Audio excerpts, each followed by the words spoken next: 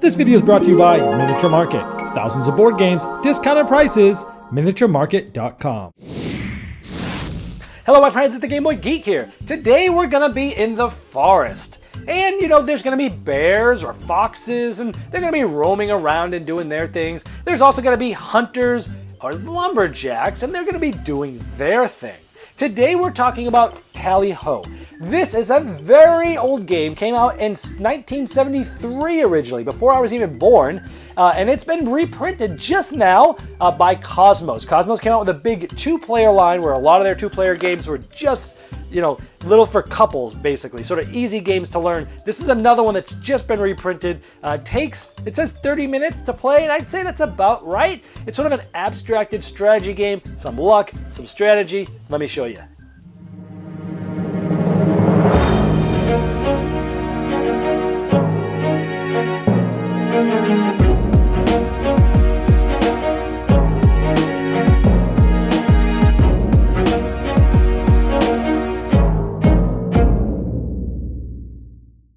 Tally-Ho is an abstracted strategy game where you'll be flipping over tiles or moving your people to try to chase off your opponents, and towards the end of the game you'll be trying to escape out the exits of the forest. Now here are the different tiles that you'll find in the game.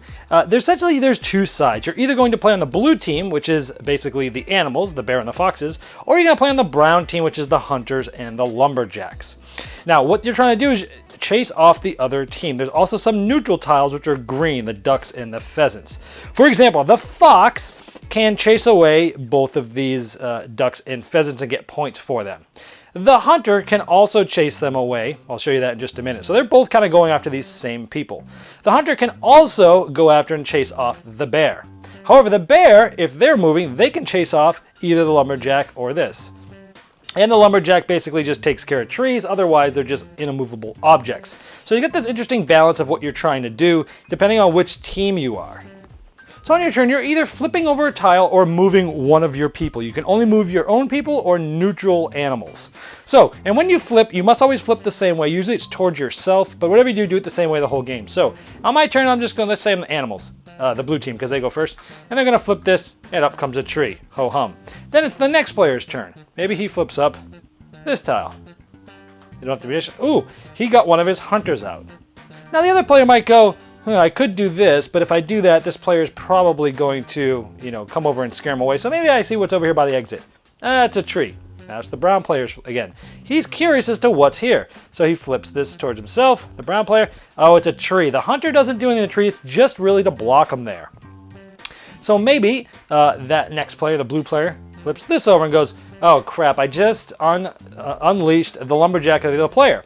The lumberjack can get these trees. So on his turn, instead of flipping a tile, he's basically just going to move. Now the lumberjacks only move one spot because they're big and slow. He moves here and he takes this and puts it on his side. This will be points for him at the end of the game.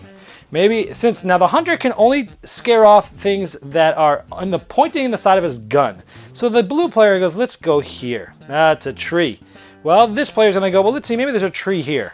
Nope, there's a hunter. And the blue player's like, oh, maybe I'll go here because, ooh, it's a fox. Now this guy can scare away the fox, but only if his gun is pointing in that way. Now the next player, let's say he releases this and so on and so forth. Now this is a pheasant.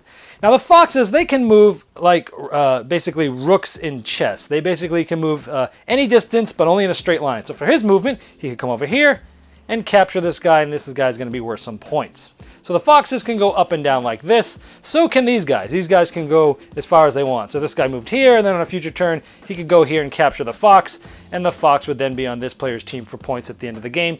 And the lumberjacks, as we showed you, goes one at a time. That would be his movement, and then he could move this here for one thing there. Now the ducks and pheasants, you can move them as well, and they can move any distance, and any of the players can do that. So maybe it's the blue player's turn, and he moves this pheasant here, because he knows that next turn this guy can move here, and then move here in his turn afterwards to get the pheasant. But if he moves the pheasant here, he's kind of blocked this guy in, because remember, he can only scare away people wherever his gun's pointed to. So you can move those guys as well. So let's say this player goes here. Ooh, it's a bear. There's only two of them. The bears can only move one space, but the bears can basically scare away either of these guys.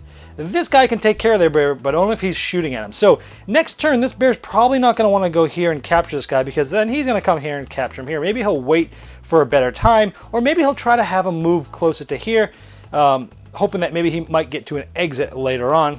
So that takes us sort of towards the end of the game. Once that's basically how all the characters move. So we've just fast forwarded towards the end of the game. Once the last tile is flipped, that player moves like normal, then everybody gets 5 more turns. And now what you're trying to do is you can still scare off and do the normal things that you normally could do, but you're also trying to get your own people out of the exits. If you get them out, you get certain points. So for example, if I'm the blue player, I might move my bear 1 this way, and then the brown player might move his guy here, and that's 1 turn. Then we go to the second one. The bear moves him out. The blue player keeps this because he got his bear escaped. Same with this guy. He's going to move this guy out here, and you go that. Movement's the same way as it is normally, but you're trying to get your guys out. At the same time, still trying to maybe even capture different things on your turn like normal. Once those 5 turns are over, the game ends, and then you go to final scoring. Now the back of the rulebook helps you out with the scoring and with just the general of how things can move. You know, it has the blue team, the brown team, and then all the neutral guys. It shows you how many tiles there are of each. For example, there's only 2 bears, but there's 6 foxes, 2 lumberjacks, 8 hunters. And it shows you how many points. So if the brown team's able to capture the bear, then they'll get 10 points. But if the blue team's able to escape their bear off like you just saw, that player will get 10 points. So the bear's the biggest, 10 points. The fox is 5, the lumberjack's 5, the hunter's 5. You've got the pheasant for 3, the duck for 2, and the trees when the lumberjack takes those out are 2 points. This also shows you how far each player can move. The bear can only move 1 spot at a time, so can the lumberjacks, but all the other ones can move pretty much as far as they want. The trees can never move. And this shows you how they can capture. The bear can do it, can capture people in all directions, where the hunter can only do it where he's shooting. And this shows you their targets. So the bear targets the 2 brown people. The fox tries to get the 2 neutral game there. The hunters can basically get any of the animals that are in the game, and the lumberjack's just getting the tree. So that's a good sense of how the scoring goes. You add them up. Now once you've played one side, you add up your points, and then you play it again and you swap sides. Then you take the total from both games. Whoever has the most is the winner. You know, I had seen this game commented about a lot over the last few years. It's been on many people's sort of top 10 different lists. And you know, it wasn't available. It hadn't been printed in a long time, and I'm glad to see that Cosmos has brought this thing back. Now, some of the things I had heard about this game going in was, yeah, it's all just luck. There's too much luck in this game, and there is a lot of luck. But I've got to tell you, this is a fun little game. If you are a couple that just likes to sit around and kind of play some quick games very casually and have some fun, have something to have your brain think about, but not have it be so thinky that it consumes you. This is a perfect game for that. It's sort of light, it's easy, but yet there's some good decisions to make. It is sort of abstracted strategy where once the people start coming out, you're trying to figure out what to do. It is sort of a little bit like chess-like, but very simple, right? You're either moving 1 spot or multiple spots in a straight line. That's it. Super simple. Now, I will say the game, I mean, if you look at the back of the box, it has 2 things, skill and luck. Skill's at like half the way, luck's at 3/4 of the way. I'm going to probably agree with that. There is a lot of luck in this game, especially at the beginning. So at the beginning of the game, you're like, well, I'll just flip this tile. Okay, I'll flip the one next to you. Oh, crap. Boom, done. You just got me. You know, there's some interesting ways that the game gets set up. And because the game's different every time, those tiles are randomly placed, the games play out very differently each time, which I like. But as the game goes on, as you start flipping up over more tiles and more things start moving, the game moves from luck to more skill. So beginning of the game, arc is high on luck. Towards the middle, it starts to even out. Towards the end, it's much heavier strategy than luck. There's still luck that plays into it, but there's strategy too. And I really love that both sides are sort of asymmetrical. They do feel quite different. And when you're on one side, now, I've heard people say that it actually is totally balanced, but it just depends on how the tiles come out. One game, it could be totally for the hunters. Next game, it could be totally for the animals.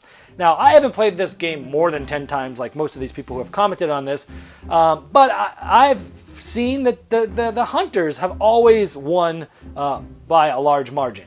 But again, it could have just been the ways that these have come out. But again, you play both sides, and since you do that, you add up both points, and there you go. And I really like playing both sides. They both feel different. The artwork is cute, and there's a good amount of thinking that, you know, it's light, but it's fun. Overall, I really liked it. I think I am going to keep this in my library because it's a good 2-player game that's short and sweet and easy and fun and just light, but good amount of thinking. And I think it's one my wife's going to love. We'll find out if it makes her gamer tested spouse approved series sometime in the future. But for now, I'm going to keep tally ho my library and see if Denise likes it, because I think I could pull this out for even some kids. It says ages 8 and plus. It's super simple, sure. And for that, let's induct it into my gaming library with a saxophone serenade.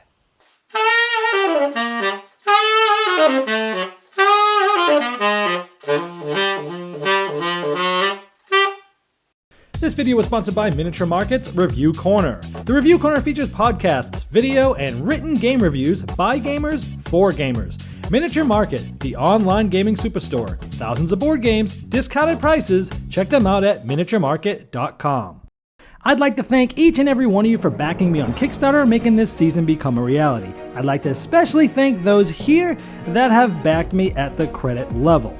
Now, these video reviews are also available by audio on our podcast. It's the intros and the final thoughts on GameBoyGeek.com. Click podcast.